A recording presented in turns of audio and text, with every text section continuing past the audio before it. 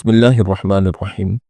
غزوہ بدر کے متعلق پہلا حصہ ہم آپ کے سامنے بیان کر چکے ہیں، جت میں اس کے اسباب، اس کے وسائل اور نبی علیہ الصلوۃ والسلام کا بدر کی طرف نکلنا، اور پھر اس کے بعد جنگ کا ماحول بن جانا، اور پھر جنگ کے میدان میں دونوں فوجوں کا آمنے سامنے جمع ہو جانا بیان ہوا تھا۔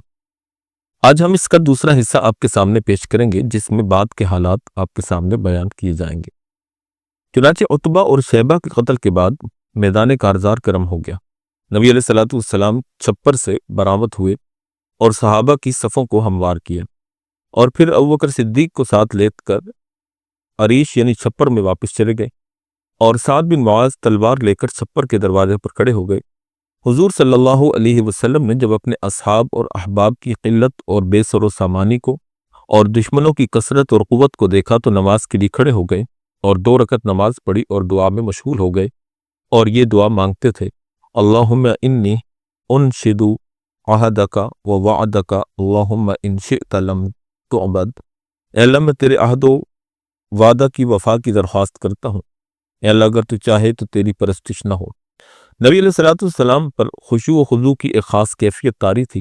بارگاہ خداوندی میں کبھی سر بسجود و تضرع فرماتے اور کبھی سائلانہ اور فقیرانہ طور پر ہاتھ پھیلا پھیلا کر فتح اور کامیابی کی دعا مانگتے۔ محبیت کا یہ عالم تھا کہ دوش مبارک سے چادر گر جاتی تھی اور انہیں پتہ بھی نہیں چلتا تھا۔ صحیح مسلم میں حضرت ابن عباس سے مروی ہے کہ حضرت عمر نے مجھ سے بیان کیا کہ جب بدر کا دن ہوا اور رسول اللہ صلی اللہ علیہ وسلم نے دیکھا کہ مشرکین مکہ 1000 ہیں اور آپ کے اصحاب 300 سے کچھ زیادہ ہیں، تو آپ عریش یعنی چھپر میں تشریف لے گئے اور مستقبل قبلہ ہو کر بارگاہ خداوندی میں دعا کے لیے ہاتھ پھیلا دیے۔ اس کا ترجمہ یہ ہے کہ اے اللہ، تو نے مجھ سے جو وعدہ کیا ہے اس کو پورا فرما۔ اے اللہ، اگر مسلمانوں کی یہ جماعت ہلاک ہو گئی تو پھر زمین میں تیری پرستش نہ ہوگی، اس لیے کہ آپ علیہ السلام خاتم النبیین ہے اور یہ امت آخری امت ہے۔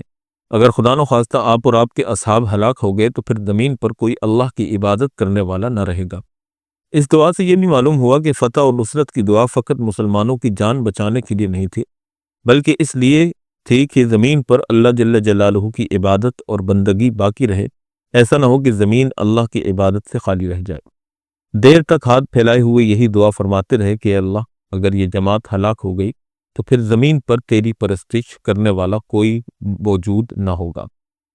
اس دعا کے اندر نبی علیہ الصلوۃ والسلام اس قدر مشغول تھے کہ آپ کی چادر آپ کے کندھے سے نیچے گر جاتی۔ ابوبکر رضی اللہ تعالیٰ عنہ نے چادر اٹھا کر آپ کے کندھے پر ڈال دی اور پیچھے سے آ کر آپ کی کمر سے چمٹ گئے۔ صحیح مسلم کی روایت میں یہ بات مذکور ہے، اور بخاری کی روایت میں ہے کہ حضرت ابوبکر صدیق نے آپ کا ہاتھ پکڑ لیا اور عرض کیا: حسبک فقد الححت علی ربک، کافی ہے، تحقیق آپ نے اپنے اللہ کے حضور بہت ہی الحاح و زاری کر لی ہے۔ آپ علیہ الصلوۃ والسلام اللہ کی شان استغنا اور بے نیازی پر تھے، چنانچہ انہوں نے کہا کہ ان اللہ لا غنی عن العالمین واللہ هو الغنی الحمید ان یشاء یذہبکم۔ اس لیے نبی علیہ الصلوۃ والسلام کا اللہ رب العالمین سے دعا مانگنا اور مسلمانوں کی فتح اور نصرت کا اللہ رب العالمین سے طلب کرنا، یہ نبی علیہ الصلوۃ والسلام کا مسلمانوں کو ایک تعلیم دینا تھا کہ ہر مشکل اور پریشانی میں رجوع الی اللہ کا اہتمام کیا گیا ہے۔ بہرحال غزوہ بدر میں جہاں مسلمانوں کی قلت تھی، مسلمان بہت کم تھے، وہیں اللہ رب العزت نے غائبانہ تائید اور غائبانہ طور پر فرشتوں کو مسلمانوں کی مدد کے لیے نازل فرمایا۔ چنانچہ قرآن کریم میں اللہ پاک سورہ انفال میں فرماتے ہیں: فَاضْرِبُوا فَوْقَ الْأَعْنَاقِ وَاضْرِبُوا مِنْهُمْ كُلَّ بَنَانٍ، جس کا ترجمہ یہ ہے کہ اے فرشتوں، مارو کافروں کی گردنوں پر اور کاٹ دو ان کے ہر پور کو۔ ربیع بن انس سے مروی ہے کہ بدر کے دن فرشتوں کے مقتولین انسانوں کے مقتولین سے علیحدہ طور پر پہچانے جاتے تھے۔ مقتولین ملائکہ کی گردنوں اور پوروں پر آگ کے سیاہ نشان تھے۔ صحیح مسلم میں ابن عباس سے مروی ہے کہ ایک مسلمان مرد ایک مشرک کے پیچھے دوڑا، اوپر سے ایک کوڑے اور سوار کی آواز سنائی دی کہ اے جیزوم آگے بڑھ۔ اس کے بعد جو اس مشرک پر نظر پڑی تو دیکھتے کیا ہے کہ وہ مشرک زمین پر چت پڑا ہوا ہے اور اس کی ناک اور چہرے کوڑے کی ضرب سے نیلا ہو کر پھٹ چکا ہے۔ انصاری نے آ کر نبی علیہ الصلوۃ والسلام سے یہ واقعہ بیان کیا تو آپ نے سن کر فرمایا: تو نے سچ کہا، یہ تیسرے آسمان کی امداد تھی۔ صحیح بخاری میں ابن عباس رضی اللہ تعالیٰ عنہما سے مروی ہے کہ رسول اکرم صلی اللہ علیہ وسلم نے بدر کے لیے یہ ارشاد فرمایا ھذا جبرائیل آخذ برأس فرسہ علیہ ادات الحرب، یہ ہے جبریل جو اپنے گھوڑے کی لگام تھامے ہوئے ہیں، سامان جنگ سے آراستہ کیے ہوئے۔ یہ روایت بخاری شریف کے اندر منقول ہے۔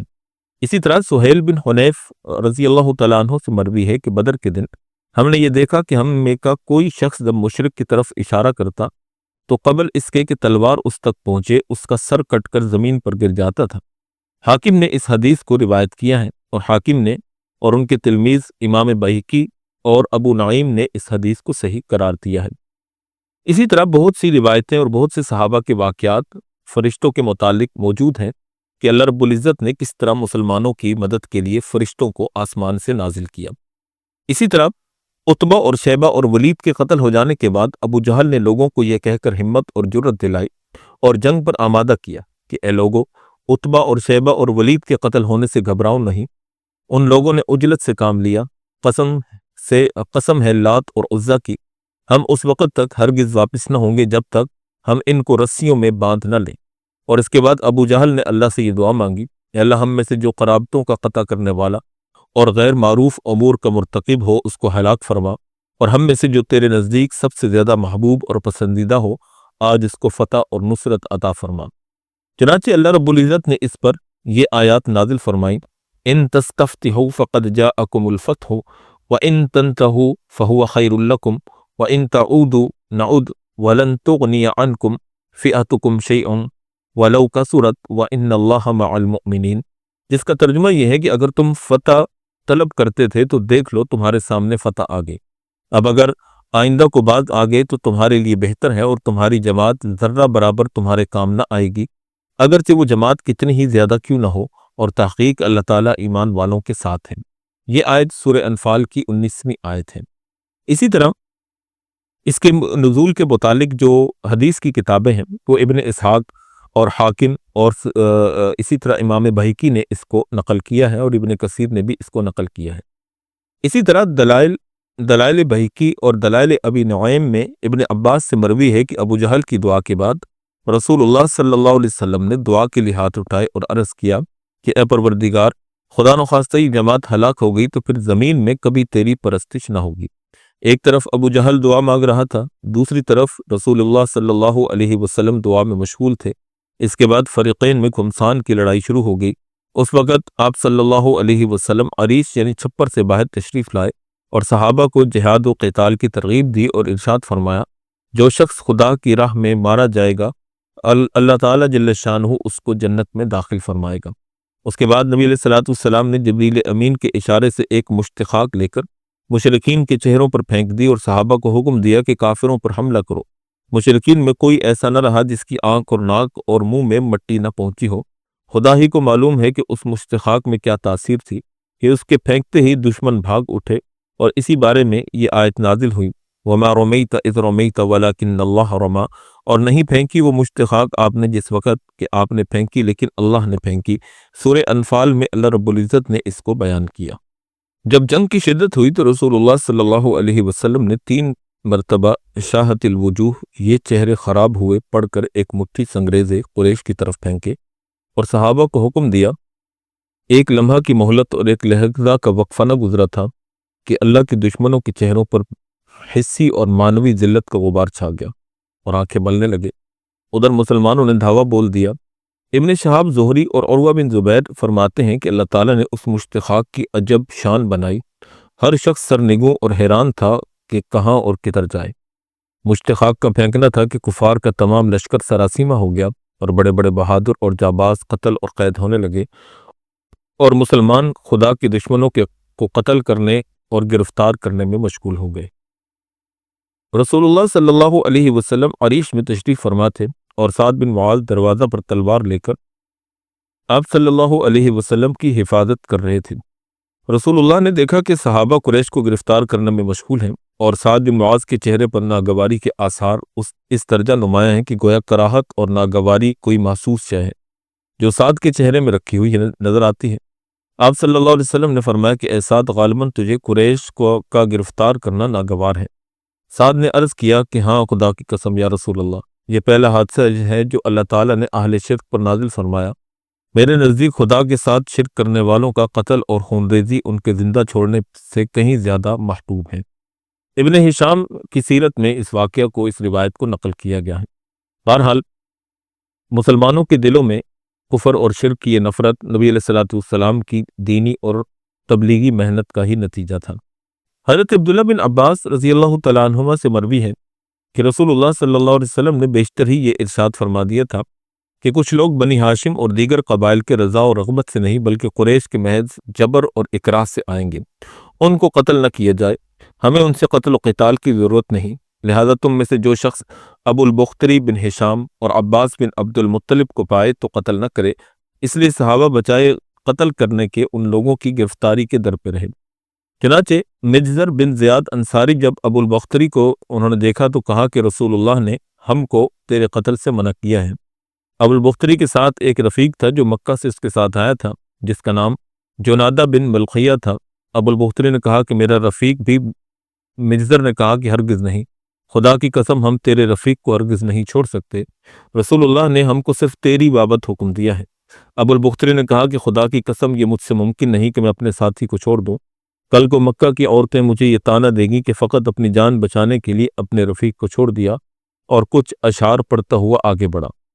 چنانچہ ان اشعار کا ترجمہ یہ ہے کہ ایک شریف زادہ اپنے رفیق کی اعانت اور دستگیری سے کبھی پیچھے نہیں رہ سکتا، یہاں تک کہ مر جائے یا اپنا راستہ دیکھے۔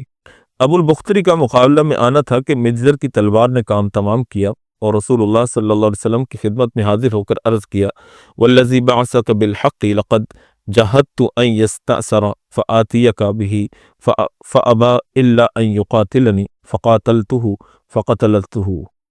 قسم ہے اس ذات پاک کی جس نے آپ کو حق دے کر بھیجا ہے، البتہ تحقیق ہم نے پوری کوشش کی کہ ابو البختری قید ہو جائے اور میں اس کو آپ کی خدمت میں حاضر کر دوں، لیکن وہ نہ مانا، یہاں تک کہ مقاتلہ اور مقابلہ کیا تو میں نے اس کو قتل کر دیا۔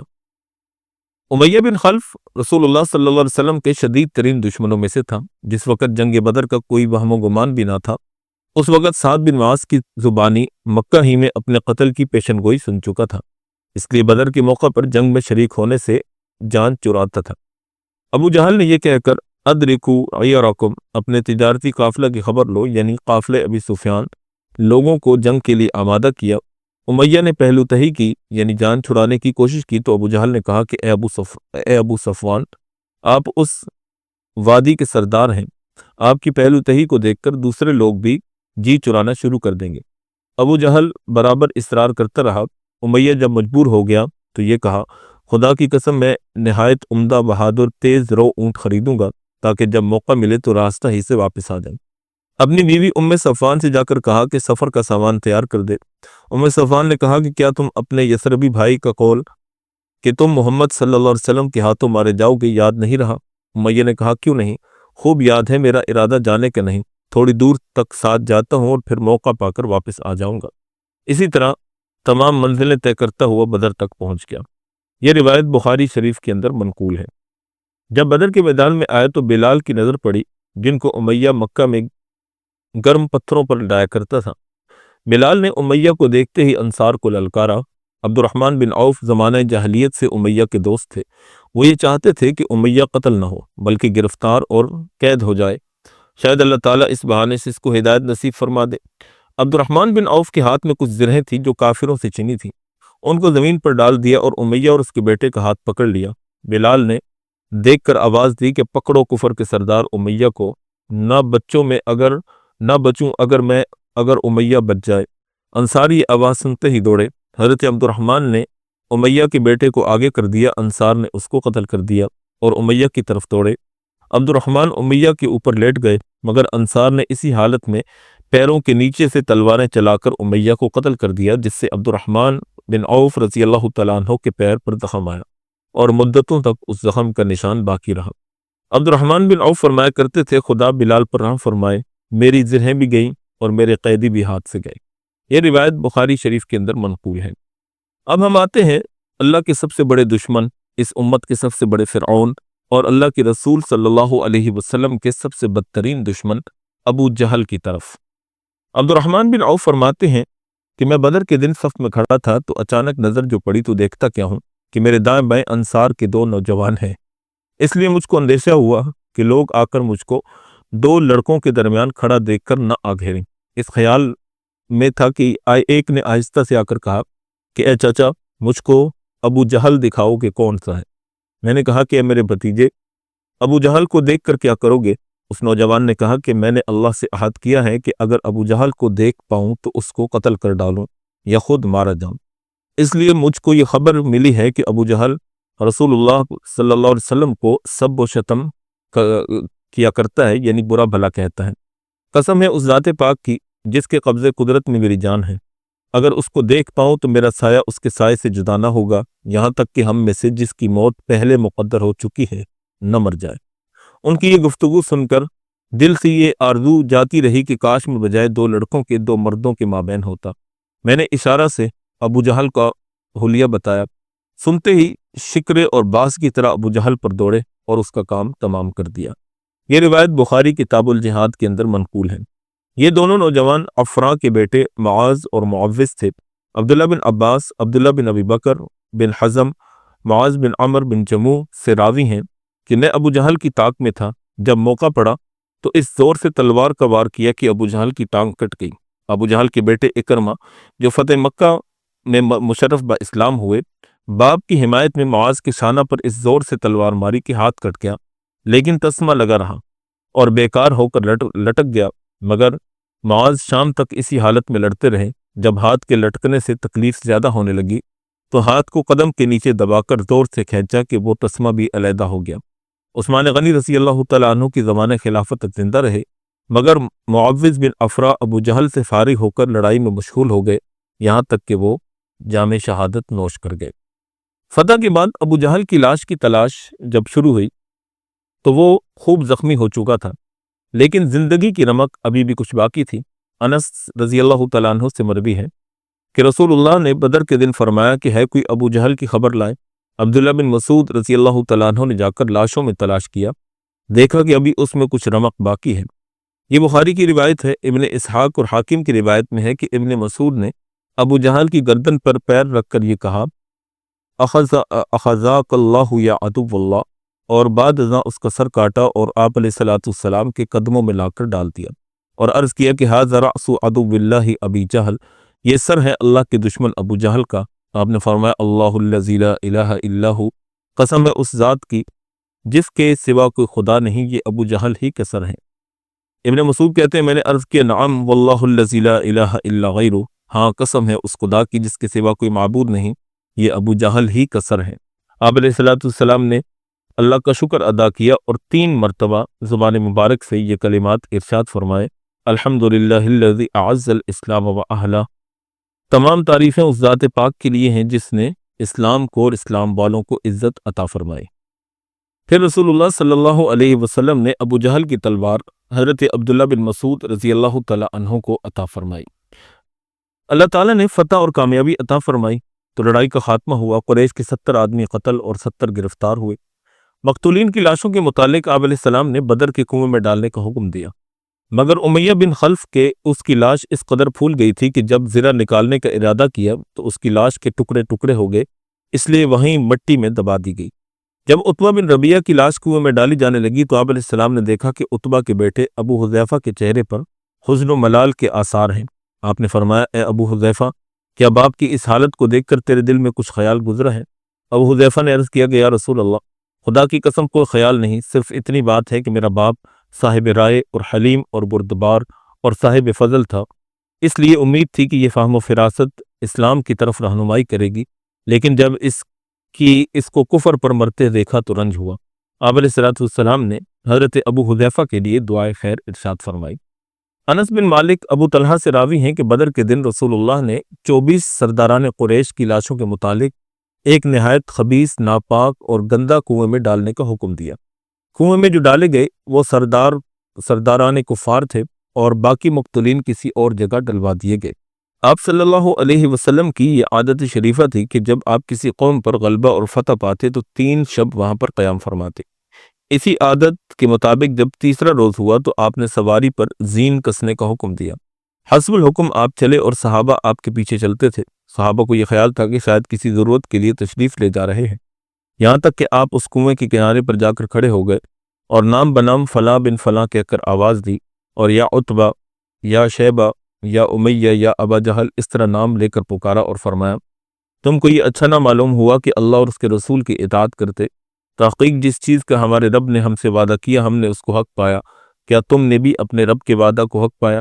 یہ بخاری کی روایت ہے، اور ابن اسحاق کی روایت میں اس قدر اضافہ ہے کہ اے گڑے والو، تم اپنے نبی کے حق میں بہت برا قبیلہ تھے، تم نے مجھ کو جھٹلایا اور لوگوں نے میری تصدیق کی، تم نے مجھ کو نکالا اور لوگوں نے ٹھکانہ دیا، تم نے مجھ سے قتال کیا اور لوگوں نے میری مدد کی، امین کو تم نے خائن بتلایا اور صادق کو کاذب، اللہ تم کو بری جزا دے۔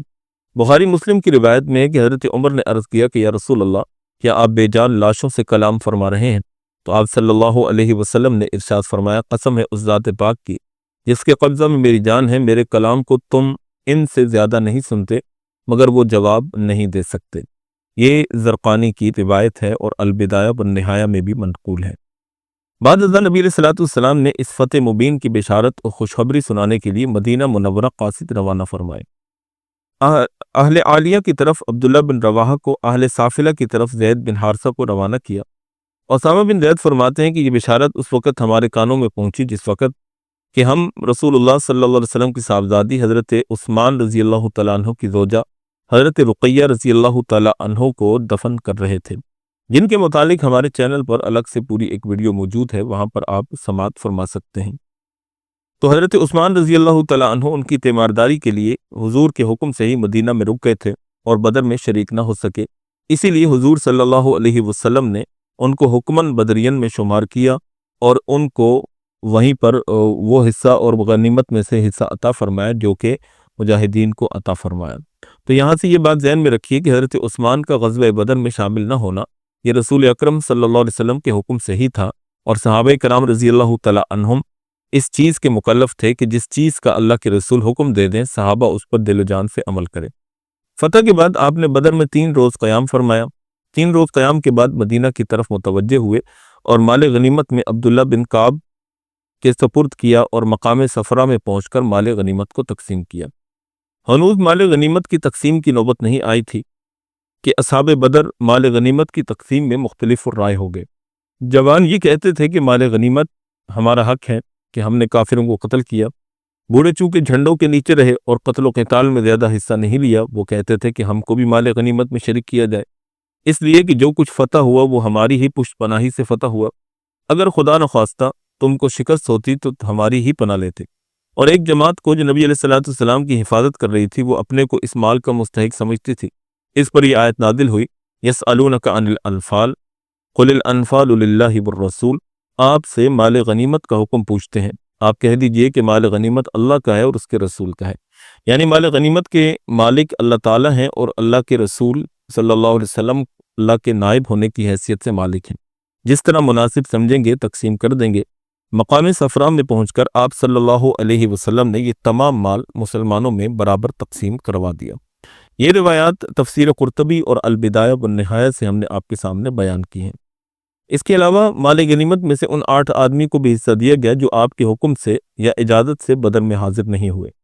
ایک حضرت عثمان رضی اللہ تعالیٰ عنہ، دوسرے حضرت طلحہ بن عبید اللہ، تیسرے سعید بن زید، چوتھے ابو لبابہ، 5ویں عاصم بن عدی، 6ٹھے حارث بن حاطب، 7ویں حارث بن سمہ اور 8ویں خوات بن جبیر۔ یہ اصحاب اگرچہ مارکہ بدر میں شریک نہیں ہوئے لیکن آپ نے ان کو بدر کی غنیمت میں شامل کیا اور حصہ عطا فرمایا۔ مدینہ پہنچ کر قیدیوں کو صحابہ میں تقسیم کر دیا اور ارشاد فرمایا، استوصوا بالاساری خیرا، قیدیوں کے ساتھ بھلائی کا اور اچھا سلوک کرو۔ چنانچہ صحابہ کا یہ حال تھا کہ جس کے پاس قیدی تھے وہ اول کھانا قیدیوں کو کھلاتے اور بعد میں خود کھلاتے، اگر نہ بچتا تو خود کھجور پر اکتفا کرتے۔ مصعب بن عمیر رضی اللہ تعالیٰ عنہ کے حقیقی بھائی ابو عزیر بن عمیر بھی قیدیوں میں تھے۔ وہ بیان کرتے ہیں کہ میں انصار کے جس گھر میں تھا ان کا یہ حال تھا کہ صبح و شام جو تھوڑی بہت روٹی پکتی وہ تو مجھ کو کھلا دیتے اور خود کھجور کھاتے، میں شرماتا اور ہر چند اصرار کرتا کہ روٹی آپ کھائیں، لیکن نہ مانتے اور یہ کہتے کہ رسول اللہ صلی اللہ علیہ وسلم نے ہمیں قیدیوں کے ساتھ اچھا سلوک کرنے کا حکم دیا ہے۔ مدینہ منورہ پہنچ جانے کے بعد آپ صلی اللہ علیہ وسلم نے صحابہ سے قیدیوں کے بارے میں مشورہ کیا کہ کیا کرنا چاہیے۔ انس بن مالک رضی اللہ تعالی عنہ روایت کرتے ہیں کہ نبی علیہ السلام نے اسیران بدر کے بارے میں صحابہ سے مشورہ کیا، اس بارے میں رائے دیں۔ چنانچہ آپ نے خود جو ہے وہ اس کے متعلق یہ ارشاد فرمایا کہ ان اللہ امکنکم منہم، کہ اللہ نے تم کو ان پر قدرت دی ہے۔ حضرت عمر نے عرض کیا کہ مناسب یہ ہے کہ سب کی گردن اڑا دی جائے۔ آپ علیہ السلام نے اس رائے کو پسند نہیں فرمایا اور دوبارہ فرمایا یا ایھا الناس ان اللہ قد امکنکم وانما هم واخوانکم بالامس، اے لوگوں تحقیق اللہ نے تم کو ان پر قدرت دی ہے اور کل یہ تمہارے بھائی تھے۔ حضرت عمر نے پھر وہی عرض کیا، آپ نے وہی ارشاد فرمایا کہ اللہ نے تم کو ان پر قدرت دی ہے اور یہ کل تمہارے بھائی تھے۔ ابوبکر صدیق رضی اللہ تعالیٰ عنہ نے عرض کیا کہ یا رسول اللہ، میری رائے یہ ہے کہ لوگ فدیہ لے کر چھوڑ دیے جائیں۔ صحیح مسلم میں ابن عباس سے مروی ہے کہ حضرت عمر نے عرض کیا کہ یا رسول اللہ، ہر شخص اپنے عزیز کو قتل کرے، علی کو حکم دیں کہ وہ اپنے بھائی عقیل کی گردن مارے، اور مجھے اجازت دیں کہ میں اپنے فلاں عزیز کی گردن ماروں، اس لیے کہ یہ لوگ کفر کے پیشوا اور سردار ہیں۔ حضرت ابوبکر صدیق نے عرض کیا کہ یا رسول اللہ، یہ لوگ آپ ہی کی قوم کے ہیں، میری رائے میں ان کو فدیہ لے کر آزاد فرما دیں، عجب نہیں کہ اللہ تعالیٰ ان کو اسلام کی ہدایت دے اور پھر یہی لوگ کافروں کے مقابلے میں ہمارے معین اور مددگار بن جائیں۔ یہ روایت صحیح مسلم کی ہے۔ عبداللہ بن مسعود رضی اللہ تعالیٰ عنہ فرماتے ہیں کہ ابوبکر عمر کی رائے سن کر آپ علیہ السلام نے یہ ارشاد فرمایا کہ عمر، تیری شان حضرت نوح اور حضرت موسیٰ کی سی ہے، جنہوں نے اپنی اپنی قوم کے حق میں یہ دعا کی، رب لا تذر علی الارض من الکافرین دیارا انک ان تذرہم یضل عبادک ولا یلد الا فاجرا کفارا، کہ اللہ مت چھوڑ زمین پر کافروں میں سے کسی بسنے والے کو، تو اگر ان کو چھوڑ دے گا تو یہ لوگ تیرے بندوں کو گمراہ کریں گے اور نہیں جنیں گے، ان کے مطلب کافر ہی جنیں گے، وہ کفر کرنے والے۔ اور موسیٰ علیہ السلام نے یہ دعا مانگی، ربنا اطمس علی اموالہم واشدد علی قلوبہم فلا یؤمنوا حتی یروا العذاب العلیم، اے اللہ مٹا دے ان کے مالوں کو اور مہر کر دے ان کے دلوں پر کہ نہ ایمان لائیں اور یہاں تک کہ دردناک عذاب دیں۔ اور اے ابوبکر، تمہاری شان ابراہیم اور عیسیٰ علیہ السلام کی سی ہے، جنہوں نے یہ دعا مانگی۔ ابراہیم علیہ السلام نے دعا مانگی، فمن تبعنی فإنہ منی ومن عصانی فإنک غفور رحیم، جس نے میری پیروی کی وہ مجھ سے وابستہ ہے، اور جس نے میری نافرمانی کی تو آپ بڑے کثیر المغفرت اور کثیر الرحمت ہیں اور اس کو ایمان کی توفیق دے سکتے ہیں۔ اور عیسیٰ علیہ السلام قیامت کے دن فرمائیں گے، ان تعذبہم فإنہم عبادک وإن تغفر لہم فإنک انت العزیز الحکیم، اے اللہ اگر آپ ان کو عذاب دیں تو یہ آپ کے بندے ہیں اور آپ ان کے مالک ہیں، اور اگر آپ ان کی مغفرت فرمائیں تو آپ بڑے غالب اور حکمت والے ہیں، جس مجرم کو چاہیں معاف کریں اور آپ کی معافی حکمت سے خالی نہیں ہو سکتی۔ حافظ ابن کثیر فرماتے ہیں کہ یہ حدیث عبداللہ بن عمر اور ابو ہریرہ اور ابو ایوب رضی اللہ تعالی عنہم سے بھی مروی ہے۔ آپ علیہ السلام صحابہ سے مشورہ فرما ہی رہے تھے کہ وہی نازل ہوئی کہ آپ صحابہ کو قتل اور فدیہ کا اختیار دے دیں، جیسا کہ حضرت علی رضی اللہ تعالی عنہ راوی ہیں کہ جبریل امین نبی علیہ السلام کی خدمت میں حاضر ہوئے اور عرض کیا، یا رسول اللہ، اسیران بدر کے بارے میں آپ اپنے اصحاب کو اختیار دیں، چاہے قتل کریں اور چاہے تو فدیہ لے کر آزاد کر دیں، مگر شرط یہ ہے کہ سال آئندہ تم میں سے اتنے ہی قتل کیے جائیں گے۔ صحابہ نے کفار سے فدیہ لینے اور سال آئندہ میں اپنے قتل ہونے کو اختیار کر لیا۔ یہ روایت سنن ترمذی، نسائی، ابن حبان، حاکم وغیرہ کے اندر حضرت علی رضی اللہ تعالی عنہ سے مروی ہے۔ غرض یہ کہ نبی علیہ الصلوۃ والسلام نے صدیق اکبر کی رائے کو پسند کیا اور فدیہ لے کر چھوڑ دینے کا حکم دیا، اور دیگر اکابر صحابہ کی فدیہ لینے کی رائے اس لیے تھی کہ شاید یہی لوگ آئندہ چل کر مسلمان ہو جائیں اور اسلام کے معین اور مددگار بنیں، اور فدیہ سے فی الحال جو مال حاصل ہو وہ جہاد میں مدد دے اور دینی کاموں میں اس سے سہارا لگے۔ اور ممکن ہے کہ فدیہ کا مشورہ دینے والوں میں کچھ افراد ایسے بھی ہوں جن کا زیادہ مقصود حصول مال و منال ہو، جس کا منشا حب دنیا ہے، اگرچہ وہ دنیا حلال ہی ہو یعنی مال غنیمت۔ اس پر اللہ تعالیٰ کی طرف سے عتاب ہوا اور یہ آیت نازل ہوئی، ما کان لنبی ان یکون لہ اسری حتی یثخن فی الارض تریدون عرض الدنیا واللہ یرید الآخرہ واللہ عزیز حکیم، لولا کتاب من اللہ سبق لمسکم فیما اخذتم عذاب عظیم۔ یہ سورہ انفال کی آیت ہے جس کا ترجمہ یہ ہے کہ کسی نبی کے لیے یہ لائق نہیں کہ اس کے پاس قیدی آئے یہاں تک کہ ان کو قتل کرے اور زمین میں خوب ان کا خون بہائے۔ تم دنیا کا مال و منال چاہتے ہو اور اللہ آخرت کی مصلحت چاہتا ہے، اور اللہ غالب اور حکمت والا ہے۔ اگر اللہ کا نوشتہ مقدور نہ ہو چکا ہوتا تو اس چیز کے بارے میں جو تم نے لی ہے ضرور تم کو بڑا عذاب پہنچتا۔ بہرحال یہ ایک الگ سے پورا موضوع ہے، پورا ٹاپک ہے، اس کے اوپر ہم پھر کبھی ویڈیو آپ کے سامنے عرض کر دیں گے۔ فی الحال چونکہ واقعہ بدر کو بیان کرنا مقصود تھا، اس لیے ہم نے آپ کے سامنے اس واقعے کو کے جزیات کو ہی بیان کرنا مناسب سمجھا۔ اب ہم آتے ہیں فضائل بدرین کی طرف۔ حضرت علی کرم اللہ وجہہ الکریم فرماتے ہیں کہ رسول اکرم صلی اللہ علیہ وسلم نے حاطب بن ابی بلتعہ رضی اللہ تعالیٰ عنہ کے قصہ میں حضرت عمر سے مخاطب ہو کر فرمایا لعل اللہ اطلع الى اہل بدر فقال اعملوا ما شئتم فقد وجبت لکم الجنہ، کہ تحقیق اللہ نے اہل بدر کی طرف نظر فرمائی اور یہ کہہ دیا جو چاہے کرو، جنت تمہارے لیے واجب ہو چکی ہے۔ یہ روایت صحیح بخاری کے اندر باب فضل من شہداء بدر کے اندر منقول ہے۔